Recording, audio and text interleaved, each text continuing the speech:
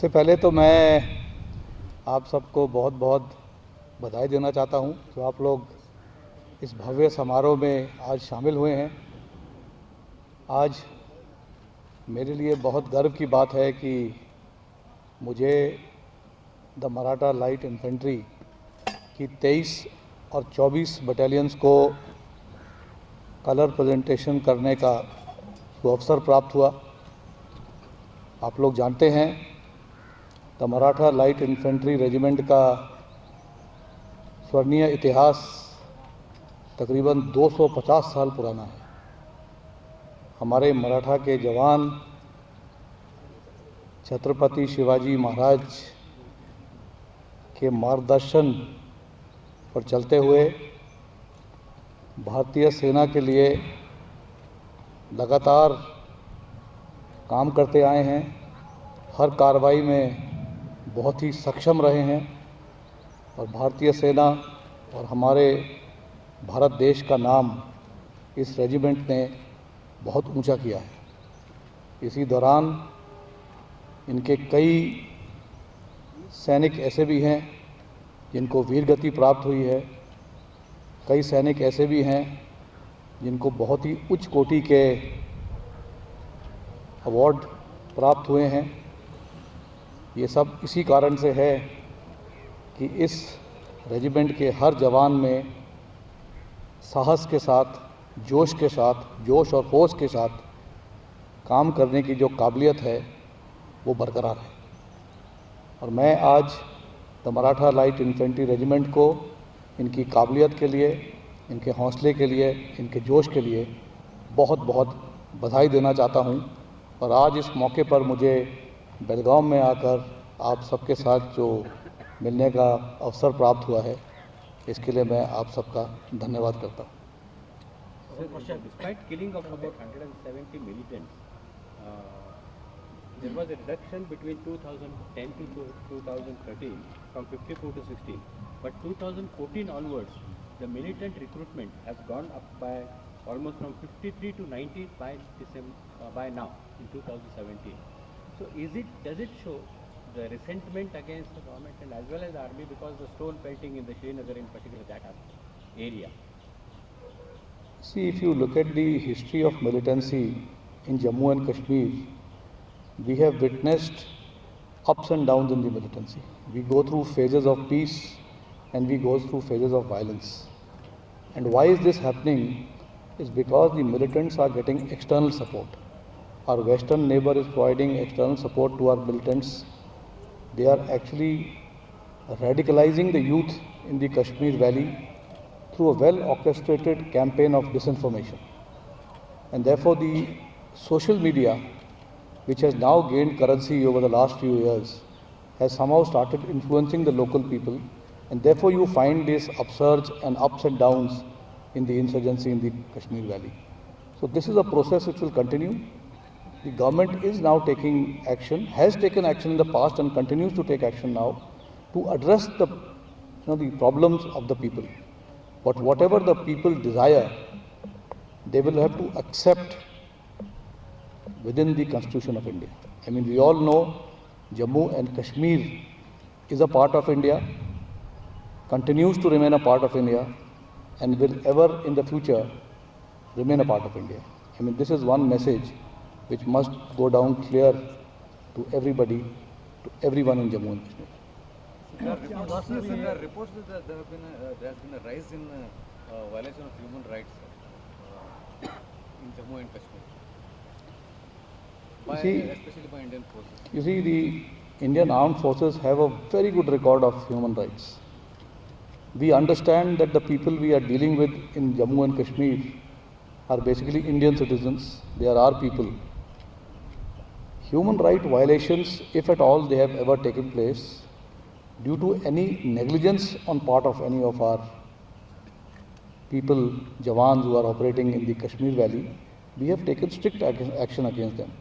But to say that there has been a rise in human rights violation, I do not agree. I think very strict instructions have been issued, and on the contrary, I would like to state that we have in fact in the past couple of months and years have had no case of human right violation. Sir, So last 2-3 years, are there any infiltration is controlled or? See, infiltration is an issue which will continue to happen because of the terrain conditions. If you look at Jammu and Kashmir, there are very high mountains, there are thick forests, there are nalas which flow from our territory into Pakistan occupied Kashmir. So therefore there is a chance of infiltration, but the manner in which we are deployed, we have tried our best to ensure that infiltration is curbed. And that is how you find that there have been contacts that are taking place along the line of control. There are contacts that are taking place along the anti-infiltration obstacle system, which we call the LC feds. And all effort is being made to control the information. Yet I would dare say that some infiltrators do attempt to get through, because when there is a contact and a firefight starts with our people, then the engagement takes place in a particular manner, and in that confusion that sometimes happens, an attempt is always made by the militants who are supported by the Pakistani posts deployed on the other side by trying to engage our people, and this is how sometimes some of the infiltrators do manage to get through. Sir, on this Sunday, so you had said, this Sunday you had said that Sir, will you new please brief equipment. us about the Doklam standoff, sir?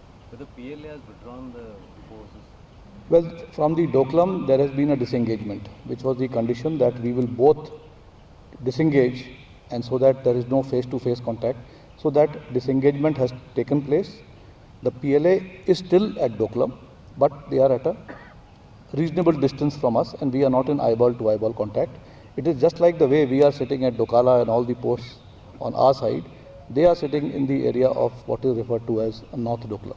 So as far as the upper condition is concerned, where India stands, Say again? No, no, the upper condition is concerned. Modernization of the Modernization army. of sir, in adding to that, on the recent Sunday you had said new equipments are being inducted into the Indian Army for the surveillance of the total border area, either Pakistan or the China. So in that respect, whether do you expect that more budgetary sanction is required, allocations are required? See, the government has given us funds which we refer to as Army Commander Special Financial Powers, in which the Army Commander is authorized to purchase some equipment based on the operational requirement. So with these powers which are available with the Army Commanders, we are buying equipment that we need, and as of now we feel our priority is to strengthen the counter-infiltration posture and do, by just preventing infiltration or trying to deny infiltration to terrorists by just putting manpower on the borders is not the best option. So the action that we have been taking is that we have to get some technology, and technology coupled with human resources, we will be in a better position to curb the menace of infiltration. And that funds are available with the Army Commanders for this purpose. Sir जो जवान देश की सेवा करे वो ठीक है, लेकिन आजकल जो जवान हमारा आर्मी में सुरक्षित नहीं है। कई लोगों का जो आत्महत्या का भी खबरें आ रही है सोशल मीडिया में, और कुछ खाने खाने को जो पिछले भी आए थे। क्यों सर आपके कार्यकाल में इनके लिए क्या कुछ किया? देखिए, ऐसा है कि हमारा जो जवान है वो आम जनता से उभर के आता है। आजकल तकलीफ़ किसको नहीं है, टेंशन किसको नहीं है, तो हमारे जवान को भी टेंशन है। लेकिन हमारी कोशिश ये रहती है कि हमारे फ़ौज में जो भी जवान है जो हमारे साथ कार्रवाई करता है, वो जब तक हमारे साथ है उसको कम से कम तकलीफ़ हो, उसको पारिवारिक तकलीफ होती है। वो बॉर्डर पे तैनात है, उसका परिवार उसके घर में रह रहा है, घर में तकलीफ़ होती है, बच्चे को स्कूल जाना है, या बच्चे से कोई झगड़ा हो गया, या आपस में कोई गांव में कोई झगड़ा हो जाता है, तो उससे जवान के ऊपर भी, उसकी मानसिकता के ऊपर असर पड़ता है। तो कभी कभी ऐसा होता है, इस कारण से कुछ जवान ऐसे होते हैं जो इसको सहन नहीं कर पाते और सुसाइड कर बैठते हैं। लेकिन हमारी कार्रवाई यही रहती है कि जहाँ तक हो सके हमने जवानों को बोला है, अगर किसी को घर पे कोई तकलीफ़ है तो हम लोग एक बड़ी सिस्टम करते हैं। हर जवान के साथ एक साथी होता है। हम कोशिश ये रहती है हमारी कि अपने उसका जो साथी है अपनी तकलीफ़ उसके साथ शेयर करें, क्योंकि आपकी अगर कोई तकलीफ़ आपके पास है और उसको आप अंदर ही अंदर सहते रहेंगे तो आपको तकलीफ़ जो है, आपको उसका मसला हल नहीं होगा। हम यही चाहते हैं कि जिसकी भी जवान की जो तकलीफ़ है, हम लोग फ़ौज में एक फैमिली की तरह रहते हैं। तो हम यही चाहते हैं कि जिसको भी तकलीफ़ है, अगर वो तकलीफ़ अपने साथी को या अपने कंपनी कमांडर को, अपने सूबेदार मेजर को, अपने कमांडिंग ऑफिसर को, या और किसी को नहीं तो ब्रिगेड कमांडर, डिव कमांडर या मेरे तक भी अपनी तकलीफ़ ला सकता है डायरेक्टली। और हम यही कोशिश करते हैं कि इस कारण से जो हमारे जवानों की मृत्यु होती है सुसाइड के जरिए, इसको कम से कम करी जाए।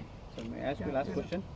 Sir, in the repeated nuclear test by the North Korea and a counter stand by the United States of America. Do you think that it is leading towards the Third World War? You know, I would not like to comment on this because this is an issue which is bothering the entire international community, and action is being taken on, you know, trying to do whatever. But you see that action is being taken to talk, to negotiate, to ensure that the situation does not So one escalate. last related question, sir. External Affairs Ministry has ordered an investigation into the possible tie-up between Pakistan and NK nuclear program, sir. North Korea nuclear program. So how serious is the army taking this issue? See, it is not a concern really for us. It is a concern for the external affairs. So the external affairs minister has taken up this case to say, to find out if there is a tie-up. You know, what we are trying to, what she is possibly trying to say is to attempt to see if there is a tie-up between the two. You know, unless you give evidence, it is very difficult. But obviously, if the government feels that there is something into it, then naturally people who are violating various treaties and are attempting to create, you know, situation of insecurity in any region of not only our subcontinent but any part of the world, I think all the international community must take action against them. Thank you very much. You can all please